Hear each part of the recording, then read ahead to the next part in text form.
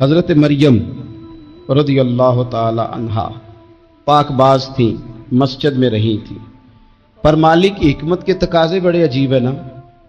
پھر جناب مریم کو اللہ تعالیٰ نے بغیر شوہر کے اولاد عطا کر دی۔ یہ بات یہ ایسی تھی، وہ کسی نے کہا تھا کہ مخلوق تو فنکار ہے اس درجہ کے پل بھر میں سنگے در کعبہ سے بھی اصنام تراشے، تم کون ہو کیا چیز ہے داغ کبابی، لوگوں نے تو مریم پہ بھی الزام تراشے۔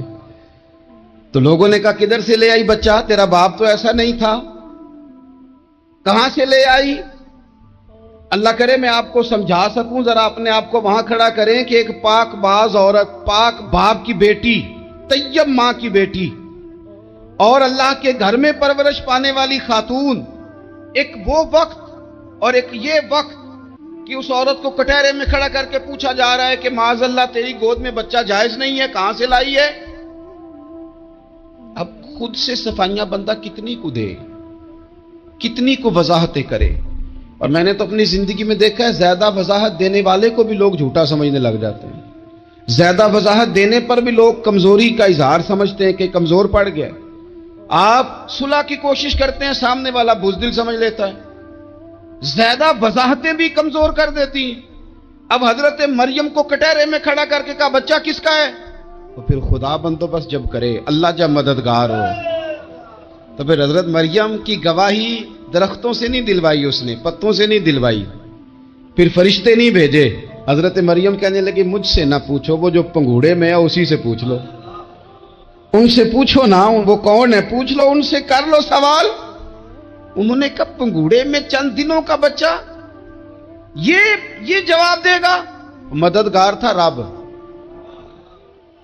ان کی برات کا اعلان کرنا تھا مالک نے، اور جب مالک اعلان کر دے، جب مالک تیری صفائی دینا چاہے، جب مالک تجھے دنیا کے سامنے نکھارنا چاہے، تو پنگوڑے میں لیٹے حضرت عیسیٰ بول کے کہنے لگے انی عبداللہ آتانی الکتاب، فرمایا میں اللہ کا بندہ ہوں، رب نے مجھے کتاب عطا کر کے نبی بنا کے دنیا میں بھیجا ہے، میں اللہ کا بندہ ہوں، کتاب لے کے آیا ہوں، نبی بن کے آیا ہوں۔ پھر پنگوڑے سے اعلان ہو گیا، پھر بچہ بول پڑا۔ اور یہ ایک دفعہ نہیں بات ہوئی، یہ بنی اسرائیل میں ایک جریج نام کے شخص بھی تھے جو نماز پڑھ رہے تھے، بعض نے لکھا ہے نفل نماز تھی، اماں نے پکارا تو آئے نہیں، تو ماں کے منہ سے نکل گیا تو اتنی دیر تک مرے گا نہیں جب تک کسی بے حیا عورت کا منہ نہ دیکھ لے۔ تو وہ عبادت گزار تھے، لیکن لوگوں نے ان کی عبادت، ریاضت، پرہیزگاری کو نہیں دیکھا، بس ایک عورت کو بھیج کے الزام لگوا دیا۔ وہ عورت آیا جایا کرتی تھی، اب آ جاتی ہیں عورتیں، مسئلہ پوچھنے کی نیت سے بھی آ جاتی ہیں۔ ماحول میں کچھ جگہ ایسی بھی ہیں جہاں عورتیں دم کرانے کے بہانے آ جاتی ہیں۔ وہ خاتون آتی جاتی تھی اس خانقاہ پہ، آستانے پہ، یہ بخاری میں موجود ہے، پھر اس نے کہا میری گود میں جو بچہ ہے یہ انہی کا ہے۔ مجھے بتائیں کیسے بندہ وضاحت دے؟ حالات خراب ہو گئے، لوگ کٹیا جلانے لگے، ماحول اور طرح کا بن گیا۔ میرے نبی پاک علیہ الصلوۃ والسلام فرماتے ہیں پھر اس رب کے بندے نے کہا مالک تو کریم ہے، تیری مشیت کا تقاضا آیا جو میری ماں نے جملے بولے تھے، پر اب میں وضاحت دینے کے قابل نہیں رہا، اب تو ہی کرم کرے گا تو دروازہ کھلے گا۔ تو وہ چند دنوں کا بچہ پنگوڑے میں بول کے کہنے لگا میں اس درویش کا نہیں، میں تو فلانے چرواہے کا بچہ ہوں، وہ جو بکریاں چراتا ہے۔ رب کی مدد کو پکاریں، اپنے ساتھ اپنے مالک کی مدد کو شامل کریں، تھوڑے رزق پر بھی گزارا اچھا ہونے لگ جائے گا۔ سارے لوگ آپ کو گرانے کی تدبیریں کر رہے ہوں گے اور مالک آپ کو عزتیں عطا فرما دے گا، اس کی بارگاہ سے حکمت کا تقاضا اور ہو جائے گا۔ ہم نے ساری زندگی لوگوں کو راضی کرنے میں گزار دی۔ تو میرے عزیز، جب سب سے بڑھ کر وہ دیتا ہے، سب سے زیادہ نوازتا ہے، سب سے زیادہ پیار کرتا ہے، تو پھر وہ فرماتا ہے یا ایھا الذین آمنوا اذکروا اللہ ذکرا کثیرا، اے ایمان والو اپنے رب کا کثرت کے ساتھ ذکر کرو، وسبحوہ بکرۃ واصیلا، صبح و شام اسی کی پاکی بیان کرو، صبح و شام اللہ ہی کا ذکر، اسی کی پاکی۔ بہت زیادہ تفصیلات نہیں، لمبی ڈیٹیل نہیں، صرف آپ اتنا تجربہ کر لیں کہ ہم دن میں اپنی تعریف زیادہ کرتے ہیں یا اپنے رب کی تعریف زیادہ کرتے ہیں، ہمارا اپنے آپ کو سجانے سنوارنے میں خیال زیادہ رہتا ہے یا رب کی رضا پہ توجہ زیادہ رہتی ہے۔ ہمارا اب یہ مزاج بن گیا ہے کہ ہر چیز سے گھیر گھار کے ہم اپنے آپ پر ہر چیز کو لے آئے ہیں. ہم اپنے آپ سے شروع ہوتے ہیں، اپنے پر ختم ہوتے ہیں. میرے رسول پاک صلی اللہ علیہ وسلم نے فرمایا جو اللہ کا ذکر کرے اور جو اللہ کا ذکر نہ کرے، مثل الحی والمیت، ان کی مثال اس طرح ہے جس طرح زندہ اور مردہ کی ہوتی ہے. گویا ذکر کرنے والا زندہ ہے، نہ کرنے والا مردہ ہے. کہ جس نے سارا دن رب کو یاد ہی نہیں کیا، اس کو سارا دن خیال ہی نہیں آیا. آپ کہیں سفر پہ نکلے ہوں، کہیں آپ دور گئے ہوں نا، تو آپ کو خیال آتا ہے یار صبح کی میں نے گھر ہی بات نہیں کی، صبح سے میں نے آج گھر فون نہیں کیا، کوئی رابطہ نہیں کیا، کوئی معلومات نہیں کی. گھر میں سے کوئی سفر پہ ہو، ایک تو یہ کہ آپ گئے ہوں اور ایک یہ کہ کوئی گھر میں سے گیا ہو، تو دن میں اسے فون کر کے پوچھنے کہاں پہنچے ہو، جس کام گئے تھے اس کا کیا بنا، خیال آتا ہے. اور اگر آپ نے کسی کو بھیجا ہو اور پیچھے سے فون نہ کریں تو وہ بھی کہہ دیتا ہے یار تو نے سارا دن حال ہی نہیں پوچھا. یعنی بندوں کے ساتھ بندوں کا رشتہ ہو تو دن میں یاد نہ کریں تو شکوہ آتا ہے. تو مجھے بتاؤ سارا دن ہی گزر جائے، ایک تسبیح بھی نہ پڑھی جائے، یعنی سارا دن بیت جائے اور انسان ایک تسبیح سبحان اللہ کی نہ پڑھ سکے. باقی اسے ساری کہانیاں آتی ہوں، باقی اسے سارا پتا ہو، لیکن سارا دن بیت گیا، 24 گھنٹے گزر گئے اور اس کو اتنی توفیق نہیں ہوئی کہ 100 دفعہ مدینے والے رسول پہ درود و سلام ہی پڑھ لیتا. سارا دن ہی گزر گیا، اس نے سوچا ہی نہیں. تو ہم نے یہ کیا ہے کہ ہمارا جو خاص ذکر کرنے کا مزاج اور ماحول اور شوق ہونا چاہیے تھا، وہ شوق ہمارا برقرار نہیں رہا، وہ ذوق نہیں ہمارا رہا. یعنی فارغ بیٹھے لوگ ہیں، بڑی دیر فارغ بیٹھے ہیں، کہتے ہیں جی میں صبح سے فارغ ہوں، بور ہو رہا تھا، کوئی اس فارغ پڑھ لینا تھا، کچھ تھوڑا سا نا مہربانی کر لینی تھی، کچھ آپ نے ایک تسبیح استغفار کی پڑھ لینی تھی. کس طرح آپ بور ہو گئے؟ آپ نے سارا دن اللہ کو یاد ہی نہیں کیا، توجہ ہی نہیں فرمائی. اور پھر اگر آپ اللہ کا ذکر کریں اور جس صفاتی نام کے ساتھ آپ اپنے رب کو یاد کر رہے ہیں اس کا معنی سمجھ کے کریں، یا رحمان یا اللہ، یا رحمان یا رحمان یا رحمان، جب آپ کہیں گے تو پھر عرش کا مالک بڑی رحمت نازل فرمائے. جب آپ کہیں گے یا کریم یا کریم یا کریم تو پھر وہ کرم کے دروازے کھول دیتا ہے. آپ کا ایک خاص رنگ ہو. میرے نبی پاک صلی اللہ تعالی علیہ وسلم نے ارشاد فرمایا کہ تم نہ دنیا میں رہ کے مجھ پہ درود و سلام پڑھو، فرمایا قیامت میں جب تمہارا دشوار گزار گھاٹیوں سے گزر ہوگا نا، یہاں تم بیٹھو گے سوگ کے ساتھ درود پڑھو گے، لیکن فرمایا قیامت والے دن جب تمہیں دشوار گزار اور سخت راستوں سے گزرنا پڑے گا نا، تو دنیا میں سکھ کے ساتھ پڑا ہوا درود و سلام وہاں تمہارے لیے نور بن جائے گا اور تمہیں رستہ دکھائے گا. تمہارا درود و سلام تمہیں ذوق دلائے گا. اور میں نے ایسے لوگ بھی دیکھے دین کے لیے وقت گزارا، لیکن جب بڑھاپے میں دانت کام نہ کرتے تھے تو وقت کے مفتیوں کو بھی مسجدوں کی کمیٹیوں نے کہہ دیا اب آپ کی سمجھ نہیں آتی، ہم نے خطیب کو یور رکھنا ہے، نہ دیکھو دنیا کی طرف، دنیا رلا دیتی ہے، نہ راضی کرو بندوں کو، بندے تھکا دیتے ہیں، نہ پیچھے بھاگو ہر وقت دنیا داروں کے، یہ انسان کو کمزور کر دیتے ہیں. وہ تو کریم ہی بڑا ہے، 2 آنسو زمین پر بعد میں گرتے ہیں، بندے کے گناہ سارے پہلے معاف فرما دیتا ہے. اللہ کی مدد کا حصول، اپنے مالک کی مدد کی طرف بڑھنا. آپ کو بدر کی جنگ بھی یہی درس دے گی، آپ کو احد کا میدان بھی یہی سبق دے گا، فتح مکہ بھی یہی سبق دے گا. میرے دوستو، جب رب مدد فرمائے، جب اللہ مددگار بنے. دوستوں سے ایک بات اکثر کرتا ہوں، میں کہتا ہوں کہ جتنے درد سے آپ امیر کو اپنی کہانی سناتے ہیں نا، اور جس طرح آپ کے آنسو بات کرنے سے پہلے گر جاتے ہیں کہ غریب ہیں، بچیاں ہیں، کاروبار نہیں، او میرے سنگیو، اس سے آدھے آنسو اپنے رب کی بارگاہ میں بکھیرو، اس کے حضور عرض گزار ہو جاؤ، اس سے طلب کرو. ایک وقت انسان پر زندگی میں ایسا آتا ہے کہ اسے یوں محسوس ہوتا ہے کہ میرا سایہ بھی ذرا سا پیچھے ہٹ گیا ہے. اسے یوں لگتا ہے کہ میں کسی سہارے پہ ہاتھ ڈالتا ہوں تو وہ بھاگ جاتا ہے مجھ سے. لیکن مالک کی بارگاہ ایسی عظیم بارگاہ ہے، رب رسول کے آستانے اتنے بڑے ہیں کہ آپ جب وہاں کشکول طلب دراز کرتے ہیں تو جھولی پھیلانے میں دیر لگتی ہے، ان کو بھرنے میں تو کوئی دیر نہیں لگتی. ہم نہ ہم نے اپنا سوچ کا قبلہ ہی دنیا کو بنا لیا ہے. یہ جو اللہ والوں کی مدد ہے یہ تو ہے نہیں، اللہ ہی کی مدد ہے. لیکن یہ جو سیٹھوں کی طرف توجہ کرنا، نوابوں کی طرف توجہ کرنا، دنیا داروں کی طرف توجہ کرنا اور اپنا مزاج اس طرح کا بنا لینا، یارو گردن کو جھکا دیتا ہے خیرات کا پتھر، جہاں میں مانگنے والوں کے سر کبھی اونچے نہیں ہوتے. اور اقبال کہتے ہیں غیرت ہے بڑی چیز جہانے تگ و دو میں، پہناتی ہے یہ فقر کو تاج سردارا. میں عرض کروں گا کہ اپنی آپ جب توجہ کا قبلہ اللہ رسول کو بنائیں گے تو رب فرماتے ہیں وَيَرْزُقْهُ مِنْ حَيْثُ لَا يَحْتَسِبُ، میں نہ تجھے وہاں سے رزق دوں گا جہاں سے کبھی تیرا گمان بھی نہیں گیا ہوگا. یہاں سے بھی مل سکتا ہے، تو نے سوچا بھی نہیں ہوگا. بخاری شریف میں حدیث ہے، حضرت جابر ابن عبداللہ فرماتے ہیں نبی پاک صلی اللہ علیہ وسلم نے 300 لوگوں کا ایک لشکر روانہ کیا کسی مہم کے لیے، کسی جہاد کے لیے. حضرت ابو عبیدہ بن جراح رضی اللہ تعالیٰ عنہ امیر لشکر تھے. فرماتے ہیں غربت اتنی زیادہ تھی، بھوک اتنی زیادہ تھی کہ ایک ایک کھجور دن میں ایک وقت کھانے کو ملتی تھی، اور کچھ دن ایسے آئے کہ اب کھجور بھی نہیں مل رہی ہے. فرماتے ہیں اتنی زیادہ بھوک لگی مجاہدین کو 300 بندہ پتے کھا کے گزارا ہونے لگے. یہ بخاری میں موجود ہے. آپ فرماتے ہیں کہ دریا کے کنارے ہمارا پڑاؤ تھا، ٹھہراؤ تھا. جب بھوک سے نڈھال ہو گئے نا، وَيَرْزُقْهُ مِنْ حَيْثُ لَا يَحْتَسِبُ، اللہ وہاں سے روزی دیتا ہے، گمان بھی نہیں ہوتا.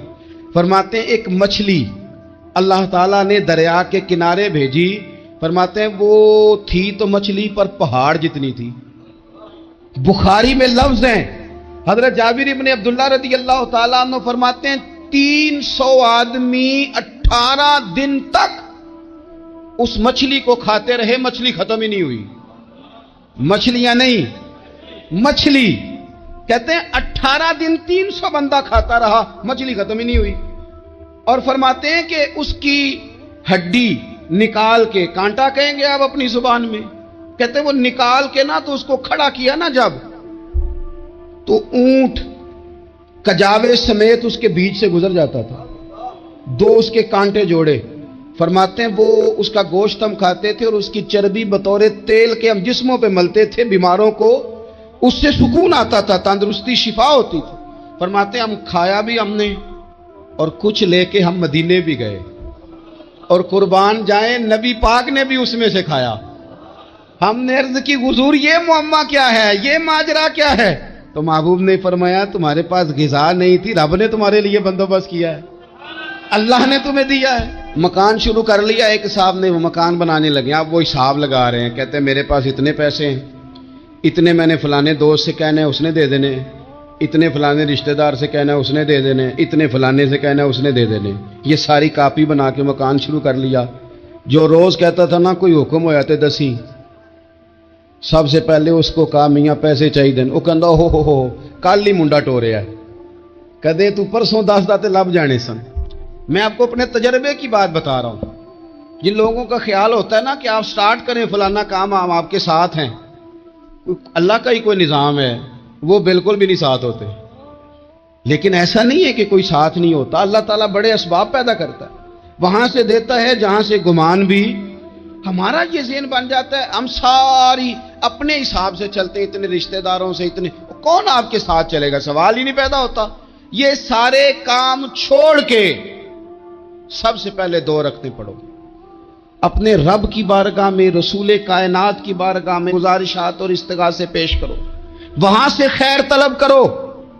دنیا دار کیا دیں گے، کیا دے سکتے ہیں، کیا حیثیت ہوتی ہے کسی. اللہ کہتا ہے وہاں سے دوں گا. تو جو اللہ مال دے وہ لینا چاہیے کہ رشتہ داروں کا مال دیکھنا چاہیے؟ جو اللہ دے وہ لینا چاہیے کہ سیٹھوں نوابوں کی جیبیں دیکھنی چاہیے؟ جو اللہ دے وہ قبول کرنا چاہیے یا دیکھنا چاہیے کون سا آدمی کہاں پہنچ گیا؟ چھوڑو، اپنی مٹی پہ چلنے کا سلیقہ سیکھو. کسی کے سنگ مرمر پہ چلو گے تو پھسل جاؤ گے، پھسل جا. اس پر ایک اور بات عرض کر دوں، صحیح بخاری سے، مسلم سے ایک اور بات. کچھ چیزیں ایسی ہیں جن سے اللہ کی مدد آتی ہے، مدد ملتی ہے. ایک چیز ان میں سے ایسی ہے جس سے بہت مدد نازل ہوتی ہے، وہ ہے کہ جب رب آپ کو دے نا تو پھر آپ بھی اس کے رستے میں دیں، پھر مدد آتی ہے، پھر اور آتا ہے. بخاری مسلم میں حدیث ہے یہ زیادہ ہی توجہ طلب امر ہے، اس پر آپ غور کریں گے۔ حضرت ابو ہریرہ فرماتے ہیں کہ نبی پاک علیہ السلام نے فرمایا ایک شخص نے بادلوں کے اندر سے آواز سنی کہ فلاں آدمی کا کھیت اور باغ خشک ہو گیا ہے، وہاں برسو اور اس کے کھیت کو سیراب کرو۔ تو بڑا حیران ہوا کہ بادل سے آواز آ رہی۔ پھر اس نے دیکھا کہ ایک پہاڑی پر بارش ہوئی، وہ بادل وہاں برسا، پھر نالیوں سے ہوتا ہوا پانی ایک طرف چلا۔ تو جس نے آواز سنی تھی، حضور بیان کر رہے ہیں، وہ بھی پیچھے پیچھے چلا کہ پانی کدھر جا رہا ہے۔ اس نے جا کے دیکھا کہ ایک مقام پہ ایک باغ کو وہ پانی لگ رہا ہے اور ایک آدمی وہ پانی لگا رہا ہے۔ اس نے اس سے پوچھا تیرا نام کیا ہے؟ اس نے کہا کیوں؟ کہنے لگا بتا نا۔ اس نے نام بتایا تو کہنے لگا یہی تو وہ نام ہے جو میں نے بادلوں کے اندر سے سنا ہے کہ فلاں کے کھیت کو پانی دے دو۔ اس نے کہا یار تو کیا عمل کرتا ہے کہ اسپیشل تیرے لیے بارش برسے؟ یہ بخاری پڑھ رہا ہوں، سیاستہ سے حدیث عرض کر رہا ہوں۔ اس سے پوچھا تو کیا کام کرتا ہے کہ جناب اللہ تبارک و تعالیٰ کا حکم کرم آیا کہ خاص تیرے لیے پانی برسے اور تیرے کھیت کو سیراب کرے؟ تو اس نے کہا چھوٹا ذمہ دار ہوں، پر جب فصل اگتی ہے تو 3 حصے کرتا ہوں۔ ایک حصہ اپنے بال بچوں پہ، بہن بھائیوں پہ خرچ کرتا ہوں، ایک حصہ پورا، اور ایک حصہ دوبارہ کاشتکاری پہ لگاتا ہوں، اور تیسرا حصہ خالص میں نے مسکینوں، یتیموں اور غریبوں کے لیے رکھا ہوا۔ وہ جو تیسرا حصہ، اللہ کرے آپ سمجھے، وہ رب کے بندوں پہ تیسرا حصہ خرچ کرتا ہے نا، تو کریم مالک نے فرمایا جہاں سے غریب کا حصہ جاتا ہے وہ کھیت خشک نہیں رہنا چاہیے، وہ جہاں سے مسکین روٹی کھاتے ہیں وہ خشک نہ رہے، جہاں سے یتیموں کو کچھ آتا ہے کہیں اس کی فصل رہ نہ جائے۔ میں اور آپ بھی اگر اپنے مال میں مسکینوں، یتیموں، غریبوں کے حصے رکھ لیں گے تو فصلیں خشک نہیں رہیں گی، ان کے اندر تازگی آئے گی، نور آئے گا، کرم آئے گا، خاص کر خدا کی رحمت برسے گی۔ مدد اللہ سے چاہیں، اپنی توجہات کا مرکز رب رسول کی ذات کو بنائیں، پھر آپ محسوس کریں گے کہ بڑی جلدی اللہ تعالیٰ کی مدد آنے لگی ہے۔ کبھی آپ صرف کہہ دیں نا میرا رب میرے ساتھ ہے، اس لفظ میں اتنی طاقت ہے کہ دشمن ویسے زیر ہو جاتا ہے۔ زندگی میں کسی سے بھی لڑائی ہو، اچھی طرح سوچ لیں کہ اللہ اس طرف ہے یا اس طرف ہے۔ اگر آپ زیادتی پہ ہیں تو پھر رب مظلوم کی جانب ہے۔ اگر اللہ کی مدد آپ کے ساتھ ہے تو دنیا کی کوئی طاقت آپ کو گرا نہیں سکتی، اور اگر آپ مظلوم کے مقابلے میں ظالم بن کے آپ کھڑے ہو گئے ہیں اور آپ نے رویہ وہ اختیار کیا ہے کہ جس میں مدد نہیں آئے گی، تو پھر یاد رکھ لیں کہ آپ کوئی بھی ہیں، کہاں بھی ہیں، آپ کمزور ہیں۔ طاقتور تھے ابتدائے اسلام میں، ظاہری طاقت تھی کفار مکہ کے پاس، وہ ڈنڈوں سے مارتے تھے غریبوں کو، ان کے ہاتھوں میں ڈنڈے تھے، پر خدائی طاقت ان مظلوموں کے ساتھ تھی۔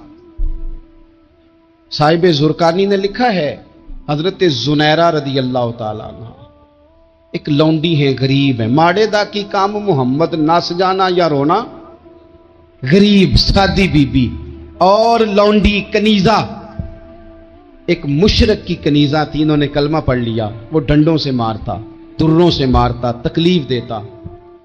حضرت زنیرہ رضی اللہ تعالیٰ عنہ کو اتنا مارا، اتنا مارا۔ اب آپ ایک اور پہلو پر بھی غور کریں، مار بھی پڑ رہی ہے پر خدا ادھر ہی ہے، اللہ کی مدد ادھر ہی ہے۔ رب کہتا ہے کہ پہلے تو صبر کرنا، ان اللہ مع الصابرین، تو صبر کرے گا تو پھر رب کی معیت ملے گی، ذرا ٹھہرنا، تو تھوڑا ڈٹنا۔ ان الذین قالوا ربنا اللہ ثم استقاموا تتنزل علیہم الملائکہ، تو کہے اللہ میرا رب ہے، پھر تو پہلے ڈٹ، پہلے تو نے ڈٹنا ہے۔ ثم استقاموا، جو ڈٹ گیا، تتنزل علیہم الملائکہ، ڈٹنے والے کے لیے مدد آتی، پہلے تھوڑا ٹھہرنا پڑتا ہے، پہلے تھوڑا صبر کرنا پڑتا ہے، حوصلہ کرنا پڑتا، اس کے بعد مدد آتی۔ مار پڑ رہی ہے، مارا جا رہا ہے حضرت زنیرہ کو، ان کا مالک جو ہے ظاہری آقا وہ مار رہا ہے، یہ کنیزہ ہے، ماں اتنا مارا، اتنا مارا، ان کی بینائی چلی گئی، نظر آنا بند ہو گیا۔ ابو جہل آیا اور کہنے لگا زنیرہ دیکھا نا ہمارے بت تیری آنکھیں لے گئے، معاذ اللہ، لات و منات ہمارے بتوں نے تجھے اندھا کر دیا۔ اب ایسا نہیں ہے کہ بی بی روتی جا رہی ہے مایوسی مایوسی معاذ اللہ پریشانی غریبی بڑی ہے پوچھنے والا کوئی نہیں، یہ باتیں نہیں.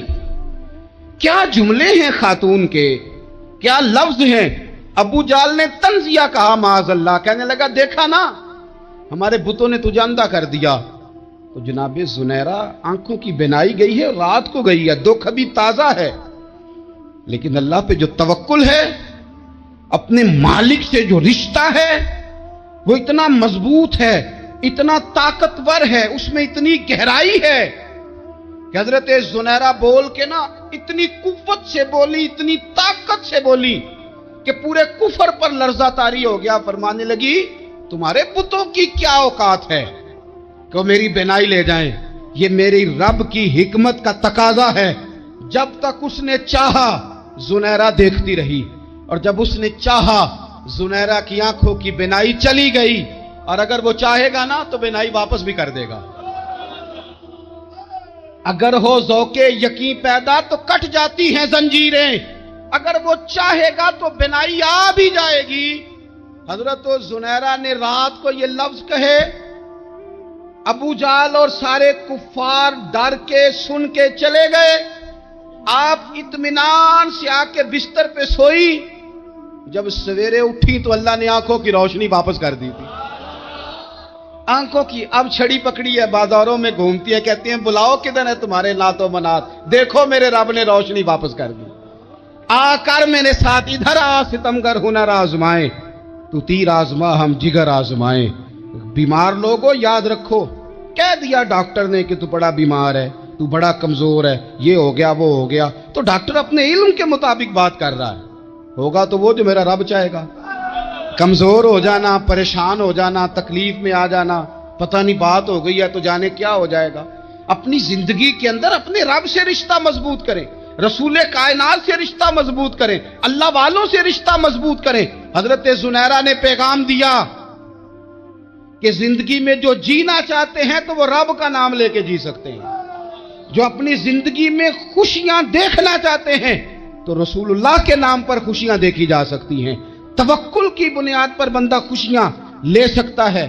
اور اگر انسان میں توکل نہیں ہے تو پھر وہ اس کالے جادو سے بھی ڈر رہا ہے، وہ نیلے سے بھی ڈر رہا ہے، وہ پیلے سے بھی ڈر رہا ہے، وہ فلانے سے بھی ڈر رہا ہے، وہ میرے خلاف فلانا رشتہ دار سازش کر رہا ہے تو ڈر رہا ہے، فلانا میرے بارے میں یہ کر رہا ہے تو ڈر رہا ہے، وہ پتہ نہیں دنیا ادھر ہو جائے گی تو کیا ہو جائے گا. اٹھ باندھ کمر کیوں ڈرتا ہے، پھر دیکھ خدا کیا کرتا ہے. تو اس ساری گفتگو کا نچوڑ آپ کو یہ عرض کیا ہے. سب سے پہلے تو یہ کہ میدانوں میں مدد بھی اللہ کی، رزق میں مدد بھی اللہ کی، فصلیں خشک ہوں تو مدد پھر بھی اللہ کرے، تو پھر ساری مدد، اور اگر انسان بیمار ہو تو پھر بھی مدد اللہ کی. تو اپنے اللہ کی جانب توجہ کو بڑھائیں، آپ اللہ سے مدد کے سوالی بنیں. ترمذی کی ایک حدیث ہے، میں آپ کو زندگی کا تجربہ بتاتا ہوں کہ جب میں بڑا پریشان ہوتا ہوں تو یہ والی روایت کھول لیتا ہوں، مزہ دیتی ہے. میرے نبی پاک علیہ السلام نے فرمایا اپنے دکھ سیٹھوں نوابوں کو نہ کہنا، مالداروں کا نہ کہنا، ورنہ اللہ تمہیں کبھی غنی نہیں کرے گا. فرمایا اپنے دکھ اپنے رب کی بارگاہ میں عرض کرنا، جلدی کرے یا دیر سے کرے اللہ تمہیں لوگوں سے بے نیاز کر دے گا، اللہ تمہیں غنی کر دے گا. رات کو بیٹھو نا اس کی بارگاہ، اسے دکھڑے سناؤ، چھوٹی چھوٹی باتیں. حضور نے فرمایا نمک بھی مانگو تو رب سے مانگو. چھوٹی چھوٹی بات سے شروع کرو نا. جب بندہ شروع کرتا ہے نا چھوٹی چھوٹی چیزیں تو بڑی ساری چیزیں، یہ اس طرح ہوتا ہے جیسے بندہ رب سے گفتگو کر رہا ہے، مالک مجھے یہ چاہیے، مالک میں یہاں کمزور ہوں، اللہ میں یہاں پریشان ہوں. آپ یہ کر کے تو دیکھیں، لمبی لمبی دعائیں مانگ کے تو دیکھیں، اس کے حضور جڑ کے تو دیکھیں. میرے بھائیوں، آپ نے سنا ہوا ہے کہ حضور علیہ الصلوۃ والسلام کی تشریف آوری سے پہلے عرب شریف کے اندر بہت سارے مسائل تھے. سب سے بڑا مسئلہ کفر و شرک کا تھا، بت پرستی کا تھا. پھر اس کے ساتھ ساتھ، پہلے آواز ٹھیک تھا جی اس کا بالکل ماشاءاللہ. پھر اس کے ساتھ ساتھ عورتوں پر ظلم، غلاموں پر ظلم، مجبوروں بے کسوں کے ساتھ زیادتی، ذات پات کی بنیاد پر ایک دوسرے کو تکلیف دینا، یہ سارے مسائل عرب میں موجود تھے. لیکن آپ حیران ہوں گے کہ جب پہلی وحی نازل ہوتی ہے سینکڑوں سالوں کے بعد، آسمان کا زمین کے ساتھ جو پہلا رابطہ ہوتا ہے، اور غار حرا میں نبی رحمت علیہ السلام پر جو پہلی وحی نازل ہوتی ہے، وہ نہ تو بظاہر توحید کی بات کرتی، نہ عورتوں کے حقوق کی بات ہو رہی ہے، نہ غلاموں کے تعلق سے نصیحتیں کی جا رہی ہیں، بلکہ جو سب سے پہلی وحی نازل ہوتی ہے نا، وہی یہ ہے کہ اقرا بسم ربک الذی خلق. اس کا آواز ٹھیک کر دیں جی، پہلے ٹھیک تھا، تھوڑا کھول دیں، اللہ آپ کو جزا دے ساؤنڈ والے بھائی. جو پہلی وحی نازل ہوتی ہے وہ یہ نازل ہوتی ہے کہ پڑھیے. پھر غور فرمائیے، ضرورت اس امر کی بھی بہت زیادہ ہے کہ توحید کی بات کی جائے، ضرورت اس امر کی بھی بہت زیادہ ہے کہ حقوق کی بات کی جائے، اس بات کی بھی بڑی حاجت ہے کہ مظلوم کی بات کی جائے. لیکن اللہ کے قرآن نے اور مالک کریم نے جو سب سے پہلا ارشاد فرمایا وہ یہ ہے کہ اقرا، پڑھو، بسم ربک الذی خلق، اس رب کے نام سے جس نے تمہیں پیدا کیا. معنی کیا ہوا؟ اس کا مطلب یہ ہے کہ جہالت کفر و شرک کی ہو یا جہالت ظلم و زیادتی کی ہو، سب جہالتوں کا علاج ایک ہی ہے کہ علم پڑھا جائے، تعلیم دی جائے، شعور دیا جائے، ان کو فکری بنیادیں ان کی مضبوط کر دی جائیں. ہمارا یہ مسئلہ ہے کہ ہمارے ہاں علم رواج نہیں پا رہا. اگر سوسائٹی کے اندر کوئی چیز رواج پاتی بھی ہے تو وہ خطابت ہے، وہ ادب ہے، وہ شعر و شاعری ہے، وہ مخصوص فنون کا اظہار ہے، لیکن علم کا رواج نہیں ہم کر پا رہے. آپ کو پتہ ہے جتنی ہمارے ہاں محافل ہوتی ہیں، جتنا واعظ و نصیحت ہوتا ہے، ہر جمعے تقریر ہوتی ہے، صبح مختلف مساجد میں دروس ہوتے ہیں، اگر ہمارا مزاج علم کا ہو تو جس تیزی کے ساتھ ہمارے ہاں لوگ بیان کرتے ہیں، گفتگو کرتے ہیں، درس دیتے ہیں، ہمارے پاس تو بہت بڑا خزانہ ہو علم کا، لیکن مزاج علم کا نہیں ہے، مزاج کانوں کے ذائقے کا ہے، مخصوص لطافت کا ہے. اور اب تو مزاج تصویروں کا ہے. دیکھیں نا، میں نے آپ سے کہا تھا سامنے بیٹھنے والے موبائل نہ آگے کریں. آپ کو اللہ سلامت رکھے، آپ موبائل اونچا کرتے ہیں تو پچھلوں کو بھی نظر نہیں آتا. آپ توجہ کریں، یہ جو دوست بنا رہے ہیں یہ دے دیں گے نا سب کو ویڈیو انشاءاللہ. لو جی، وہ مان گئے، نہیں گل طے ہو گئی انشاءاللہ. اب آپ بے فکر ہو جائیں. میرے بھائیوں، علم کا اعلیٰ حضرت بریلوی رحمت اللہ علیہ سے جب پوچھا گیا کہ ذرائع کیا ہیں علم حاصل کرنے کے، تو فاضل بریلوی علیہ رحمہ نے ارشاد فرمایا کہ ایک تو یہ ہے کہ باقاعدہ مروجہ کورس پڑھا جائے اور نصاب کی تکمیل کی جائے، ایک تو بہت بڑا اور اہم ذریعہ یہی ہے. لیکن فرماتے ہیں کہ علماء کے پاس بیٹھنے سے بھی، افواہ رجال سے بھی انسان کو علم آتا ہے. انسان ایک ایک دو دو کر کے دیکھے نا، ہر جمعے میں ایک آیت کی تو میرا خیال ہے ترجمہ تفسیر ہوتا ہی ہوگا ہر مسجد میں. تو علماء کا مطالبہ بھی صرف اتنا ہوتا ہے کہ آپ ٹائم پہ آ جائیں. اگر ذوق بنایا جائے کہ مجھے سیکھنا ہے، اور علم کا ذوق ہو کہ میں نے سیکھنا ہے، اور اس کے اندر خوبصورتی ہو، یعنی اس سے مراد یہ نہ ہو کہ میں سیکھوں گا پھر علماء سے بحث کروں گا، پھر میں سیکھوں گا پھر میں بہت سارے لوگوں پہ روب جماؤں گا، میں سیکھوں گا تو بہت سارے لوگوں کو جاہل کہوں گا معاذ اللہ. یا یہ ذوق ہو کہ میں نے سیکھنا ہے اور اس سے معاذ اللہ دنیا کمانی ہے. نبی کریم علیہ السلام نے فرمایا جس نے دین کا علم اس لیے سیکھا کہ علماء سے بحث کرے گا یا جاہلوں پہ روب جمائے گا، اسے تو اللہ جنت کی خوشبو بھی عطا نہیں کرے گا. خالص اپنی تربیت کے لیے. ایک طالب علم نے مجھ سے کہا کہ میں جمعہ پڑھانا ہوتا ہے تو مجھے بتائیں مطالعہ کیسے کروں. میں نے کہا پتر، صرف لوگوں کو سنانے کے لیے اگر آپ نے مطالعہ کرنا ہے تو علم نہیں آنے لگا. آپ اپنی تربیت کے لیے پڑھیں اور کتاب و سنت سے اپنے حصے کا فیض لینے کے لیے پڑھیں، تو پھر تو کتاب آپ کے ساتھ گفتگو کرے گی. لیکن اگر آپ کو صرف اس لیے پڑھنا ہے کہ خطابت چمک جائے، لوگ واہ واہ کریں، تو اقبال کہنے لگے تجھے کتاب سے حاصل نہیں فراغ کہ تو کتاب خواں ہے مگر صاحب کتاب نہیں. پھر کتاب والا تو نہیں بن سکتا، اس لیے کہ تو صرف اس لیے لے رہا ہے کہ میں ذرا آگے سکھاؤں گا، کوئی تھوڑی واہ واہ ہو جائے. تو علم کا ذوق پیدا کریں اور اس کے اندر پوری توانائی خرچ کریں اور پورا حاضر ہو کر آپ علم کو حاصل کریں. اور یہ میرے آپ ہم سب کے لیے، اس لیے کہ نبی پاک علیہ السلام نے فرمایا علم کا طلب کرنا ہر مسلمان مرد و عورت پر فرض ہے. اپنی ضرورت کے مطابق علم کا عکس کرنا یہ ضروری ہے. مسائل سیکھیں، قریب ہوں علماء کے، بات پوچھیں. ہم نے پرانے لوگوں کو دیکھا کاغذ قلم لیے ہوتے تھے، سوالات لکھے ہوتے تھے، جوابات لکھے ہوتے تھے، اہم باتیں نوٹ کرتے تھے. یہ ذوق پیدا کریں. آج اس طرح لوگ بڑا سفر کرتے ہیں تو آخر میں پتہ چلتا ہے یہ تو سفر تصویر کے لیے کیا تھا. پڑھیے لا الہ الا اللہ ہو لا الہ الا اللہ. کسی نے پوچھا